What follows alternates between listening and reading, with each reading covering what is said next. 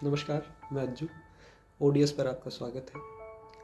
दरअसल मेरे एक दोस्त ने मुझे बताया कि जब हम पहले गांव में घूमा करते थे, गांव की गलियों में सड़कों पर घूमा करते थे, तो सड़कें खाली रहा करती, कुछ इस तरह।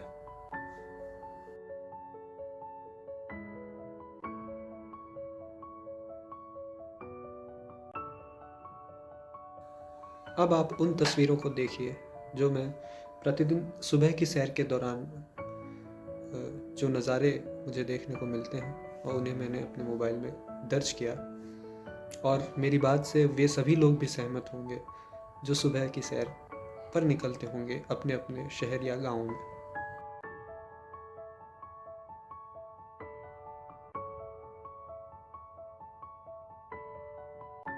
शायद अब आप समझ पाए कि खाली सड़कों से मेरे दोस्त का आशय वाहनों की या लोगों की कमी से नहीं था, बल्कि कचरे की कमी से था। यदि आप गौर से देखें तो इस कचरे में अधिकांश हिस्सा जो है वो प्लास्टिक का है, और यही हमारे इस वीडियो का विषय है। CPCB central pollution control board के अनुसार भारत प्रतिदिन 26,000 टन प्लास्टिक के कचरे का उत्पादन करता है या उत्सर्जन करता है। अगर इसे किलो में बदलूं तो ये लगभग 2,60,00,000 किलो प्लास्टिक कचरा प्रतिदिन है, और यह छोटा आंकड़ा बिल्कुल नहीं है।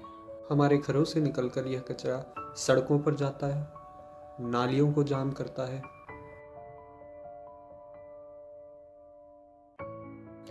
नालियों से, सड़कों से, मार्गों से इस कचरे को प्रशासन द्वारा इकट्ठा करके एक निश्चित स्थान पर डंप कर दिया जाता है, जिसे लैंडफिल कहा जाता है।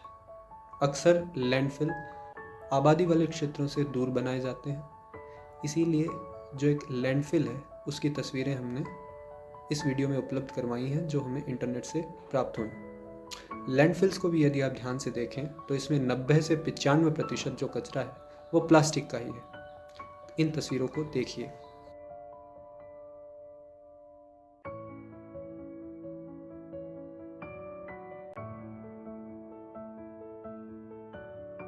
हम सभी जानते हैं कि प्लास्टिक को प्रकृति या धरती द्वारा डिकम्पोज या रिसाइकल करने में सैकड़ों वर्ष लग जाते हैं, और कई बार उसके बाद भी वो डिकम्पोज नहीं हो पाता। तो आप ध्यान से देखिए कि कैसे एक तरफ हम लोग प्राकृतिक पहाड़ों को हमारे ज़रूरतों के लिए काट रहे हैं, तो दूसरी तरफ इस तरह के पहाड़ निर्मित कर रहे हैं। लेकिन क्या फ़र्क पड़ता है, हम लोग पहाड़ के बदले पहाड़ का निर्माण तो कर रहे हैं। तो अफसोस बस इस बात का है कि इन प्लास्टिक के पहाड़ों से ना तो कोई नदी निकलती है, ना ही गर्मियों की छुट्टियों में हम यहाँ घूमने जा सकते हैं। खैर, दूसरी तरफ जो मोटा कचरा है उसे हम सागरों में डाल देते हैं, जहाँ पर जलीय जीवों के जीवन पर काफ़ी फर्क इससे पड़ता है, काफ़ी प्रभावित होते हैं। ये अपने आप में एक बड़ा विषय है, इस पर अलग से चर्चा की जानी चाहिए, लेकिन एक अंदाज़ा लगाया जा रहा है कि 2050 तक सागरों में मछलियों से ज़्यादा प्लास्टिक पाया जाएगा। इस वीडियो पर शोध करते वक्त मुझे यह पता चला कि 2013-14 के बीच कनाडा और फिलीपींस के बीच एक शीत युद्ध हुआ। मुद्दा यह था कि कनाडा ने कुछ कंटेनर्स भरकर फिलीपींस को कचरा रिसाइकल करने के लिए भेजा था। फिलीपींस ने जब वो कंटेनर्स खोले तो पता चला कि उसमें रिसाइकलेबल कचरा नहीं था, बल्कि ठोस कचरा था, जिससे फिलीपींस में प्रदूषण का स्तर बढ़ सकता था, जो हानिकारक था। बदले में फिलीपींस ने कनाडा से युद्ध करने तक की धमकी दे डाली। तो वैश्विक परिदृश्य भी बहुत प्रभावित हो रहा है। और अब बात हमारी कर लेते हैं। तो एक औसत भारतीय वर्ष भर में लगभग 11 किलोग्राम प्लास्टिक उत्सर्जित करता है।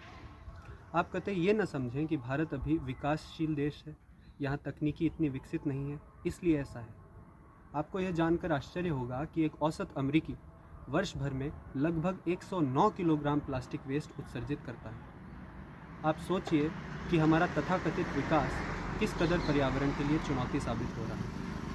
अंत में मैं पानी बचाओ, पेड़ लगाओ जैसे नारे देकर आपको गुमराह नहीं करना चाहता, क्योंकि बात अब बहुत आगे बढ़ चुकी है। फिर भी इस वीडियो को बनाने के पीछे मेरा उद्देश्य लोगों में जागरूकता फैलाना था, और उसमें भी विशेषकर युवा साथियों को, स्कूल जाने वाले विद्यार्थी, क्योंकि पाठ्यक्रमों में पूरी सच्चाई नहीं बताई जाती।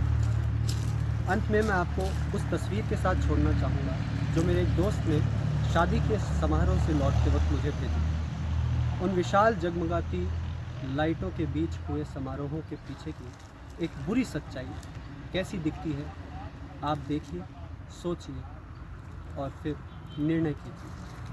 धन्यवाद।